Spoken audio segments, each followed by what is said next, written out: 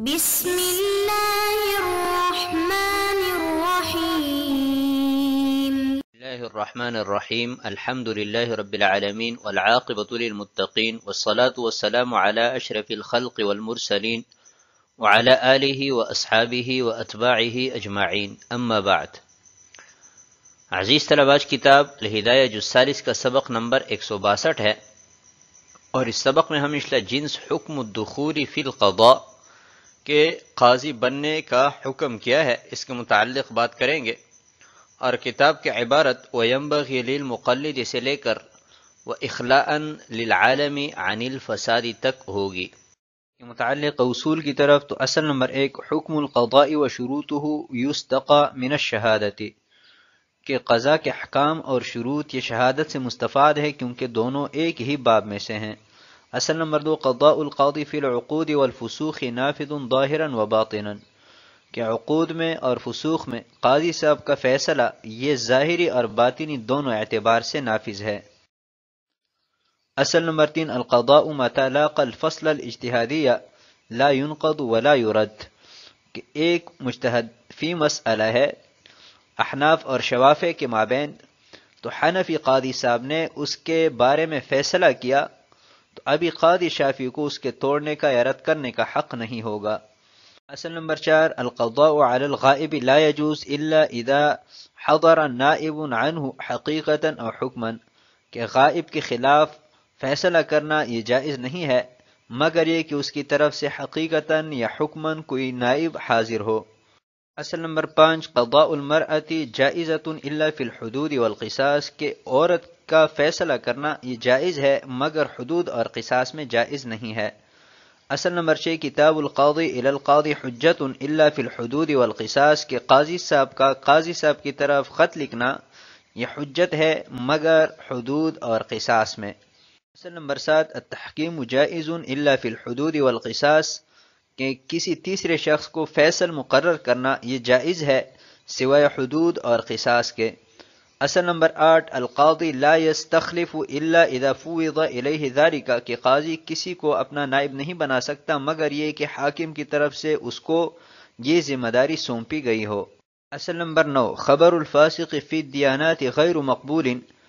کہ فاسق کی خبر دینی امور میں وہ غیر مقبول ہے۔ آتے ہیں کتاب کی عبارت کی طرف وَيَنبَغِي لِلْمُقَلِّدِ أَن يَخْتَارَ مَنْ هُوَ الْأَقْدَرُ وَالْأَوْلَى لِقَوْلِهِ عَلَيْهِ الصَّلَاةُ وَالسَّلَامُ مَنْ قَلَّدَ إِنسَانًا عَمَلًا وفي رعيته من هو أولى منه فقد خان الله ورسوله وجماعة المسلمين. وفي حد الاجتهاد كلام عرف في أصول الفقه وحاصله أن يكون صاحب حديث له معرفة بالفقه ليعرف معاني الآثار، أو صاحب فقه له معرفة بالحديث لئلا يشتغل بالقياس في المنصوص عليه. وقيل يشترط مع ذلك أن يكون صاحب قريحة يعرف بها عادات الناس لأن من الأحكام ما يبتنى عليها والله تعالى أعلم۔ اور قاضی بنانے والے کے لیے مناسب یہ ہے کہ وہ زیادہ قدرت والے اور افضل کو چنے، حضور اکرم صلی اللہ علیہ وسلم کے ارشاد کی وجہ سے کہ جس نے کسی انسان کو کوئی عمل حوالہ کیا اور حال یہ ہو کہ رعیت میں اس سے افضل موجود ہو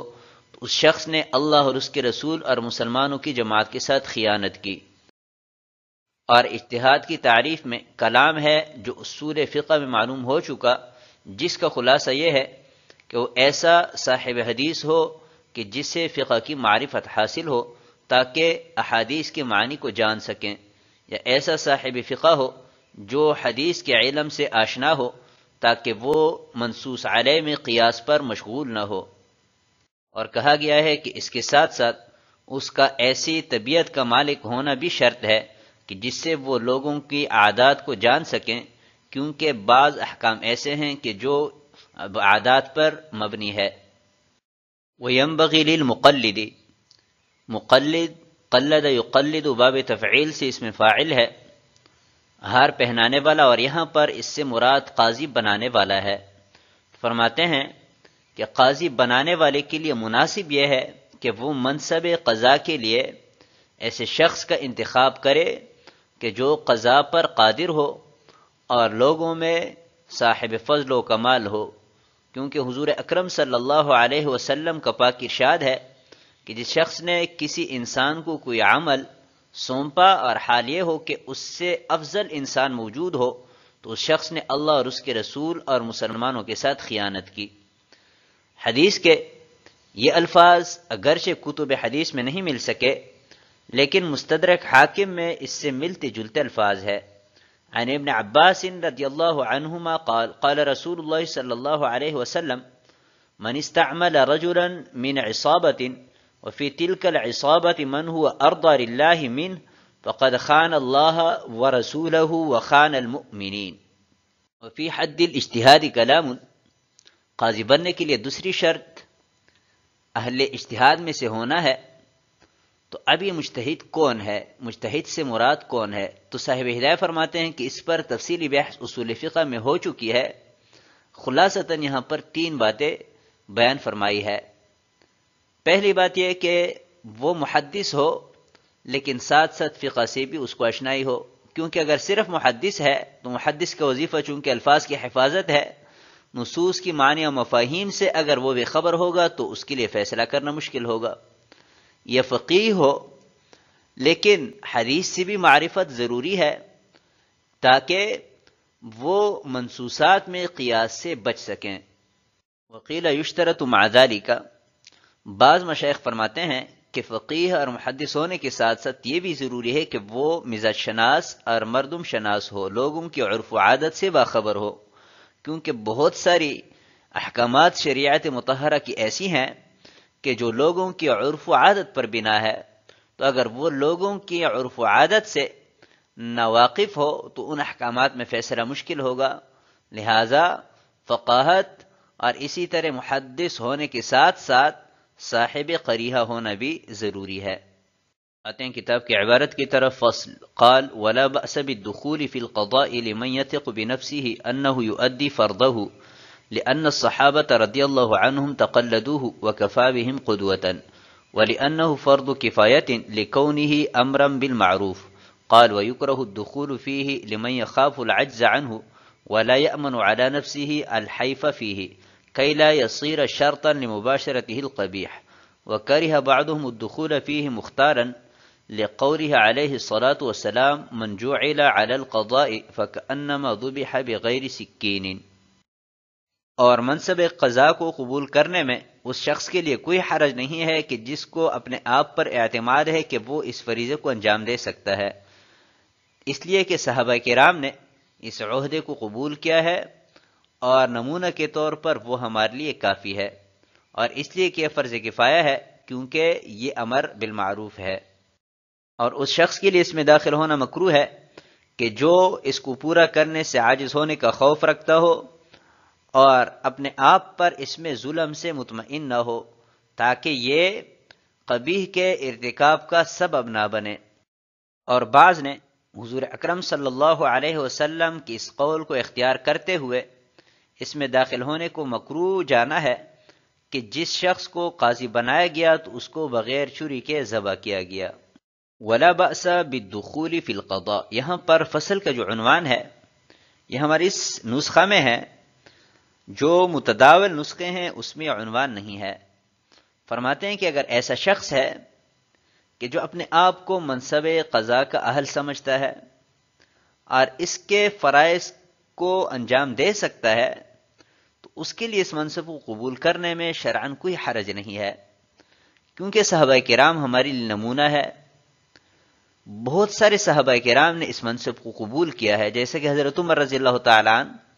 ابوبکر صدیق رضی اللہ تعالیٰ عنہ کے زمانے میں قاضی تھے، اور اسی طرح حضرت علی بن ابی طالب،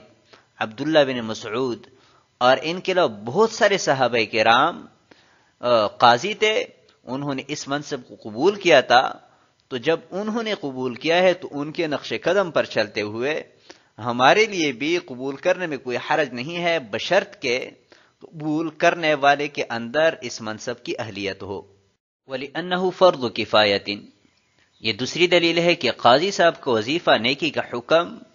اور برائی سے منع کرنا ہے، تو اس بنا پر قضاء یہ فرض کفایہ ہے۔ ابھی اگر سارے کے سارے لوگ اس سے انکار کریں، قبول نہ کریں، تو سارے کے سارے گناہگار ہوں گے۔ لہٰذا اہل شخص کے لیے قبول کرنا اس اعتبار سے بھی جائز ہے اور اس میں شرعاً کوئی حرج نہیں ہے۔ قال ويكره الدخول فيه، ہاں اگر کوئی شخص ایسا ہے کہ جو انصاف پر مبنی فیصلہ کرنے سے عاجز ہے اور وہ اپنے آپ پر ظلم سے مامون نہیں ہے،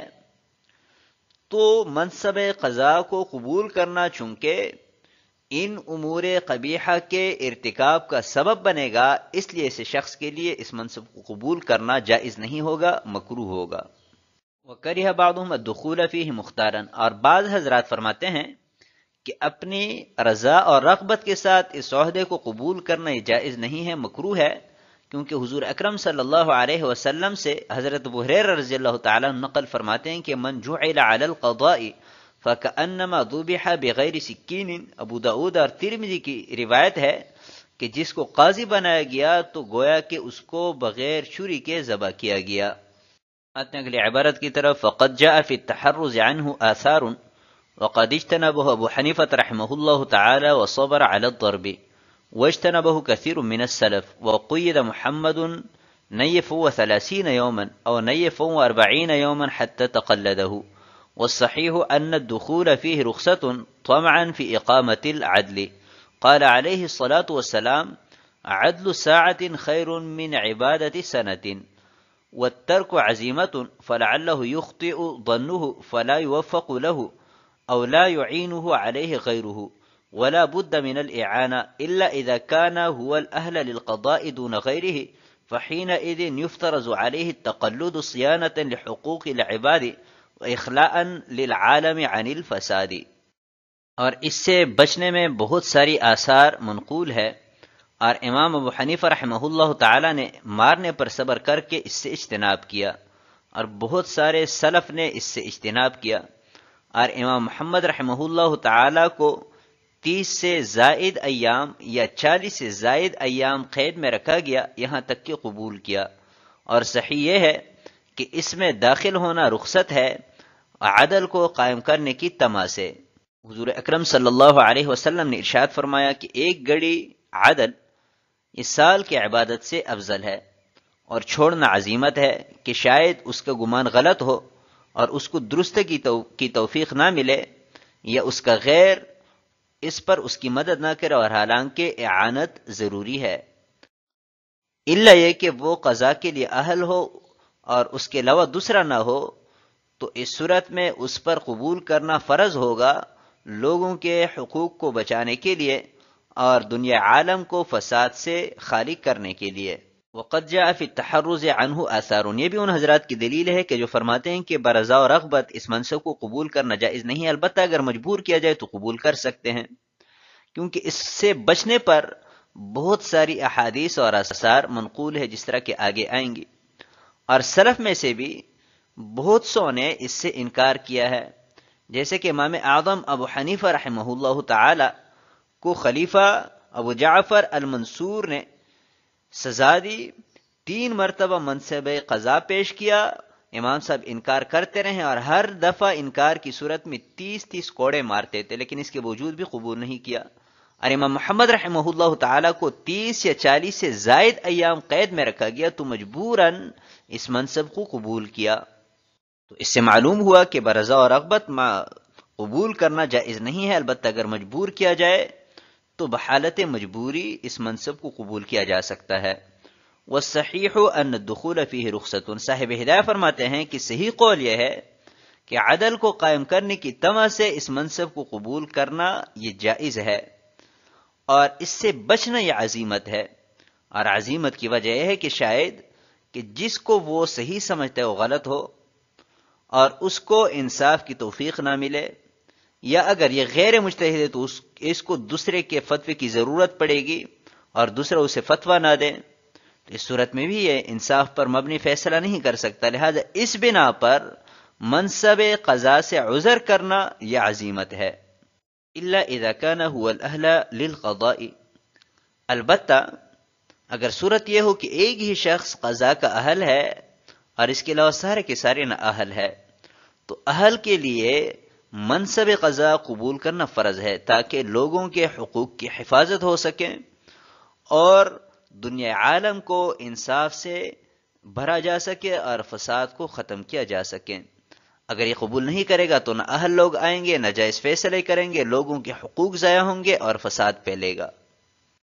آج کے سبق کو ہم اسی پر ختم کرتے ہیں۔ والسلام علیکم ورحمۃ اللہ وبرکاتہ۔